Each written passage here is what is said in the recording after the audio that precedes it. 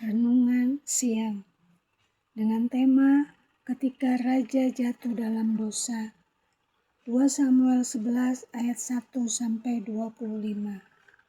Orang yang takut akan Tuhan pun tidak luput dari keinginan daging, karena kita semua telah terjual di bawah kutuk dosa.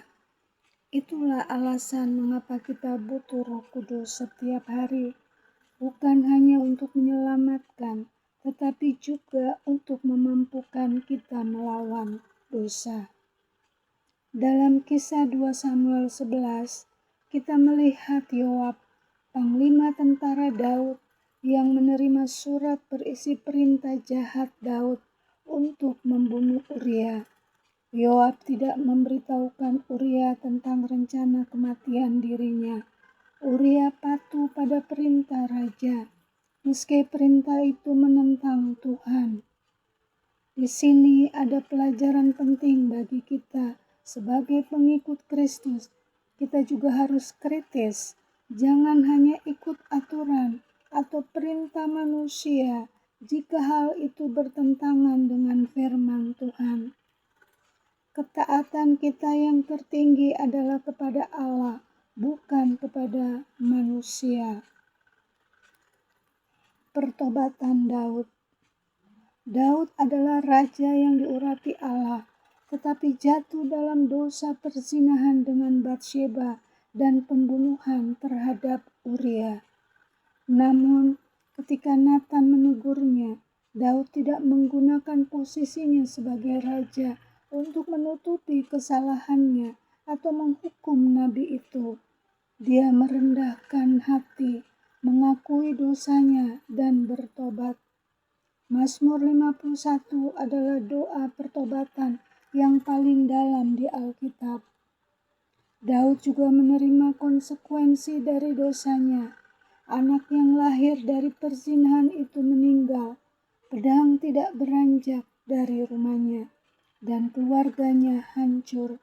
Ini menunjukkan bahwa Allah tetap adil. Dosa tidak bisa dihapuskan begitu saja. Konsekuensinya tetap nyata. Tetapi di tengah semuanya itu terdapat penghiburan yang luar biasa. Ketika kita jatuh, Tuhan pasti akan tetap menerima kita karena kesetiaannya tidak bergantung pada kesetiaan kita. Bulu yang terkulai tidak akan dipatahkannya. Dia tetap mengasihi, tetap memanggil, dan tetap memulihkan kita. Karena kasih karunia-Nya lebih besar dari dosa kita. Refleksi pribadi. Mengapa kita harus mengalami perjalanan panjang yang terjal dan menyiksa hanya karena kesalahan kita? Kalau bisa hidup mulus tanpa banyak drama. Karena dosa mendatangkan konsekuensi. Jalan yang salah mungkin terasa menyenangkan pada awalnya, tetapi pada akhirnya membawa kita ke tempat yang jauh lebih pahit. Ajakan untuk hari ini. Jangan mengandalkan kekuatan sendiri. Kita butuh Roh Kudus setiap hari.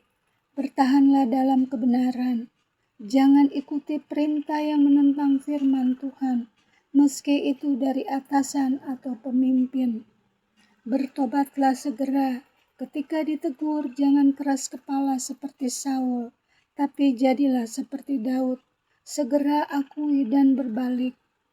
Terima konsekuensi dengan iman. Allah tetap adil, tetapi Dia juga setia memulihkan. Percayalah pada anugerah. Kesetiaan Tuhan tidak bergantung pada kita, tetapi pada perjanjiannya yang kekal. Tuhan Yesus memberkati. Amin.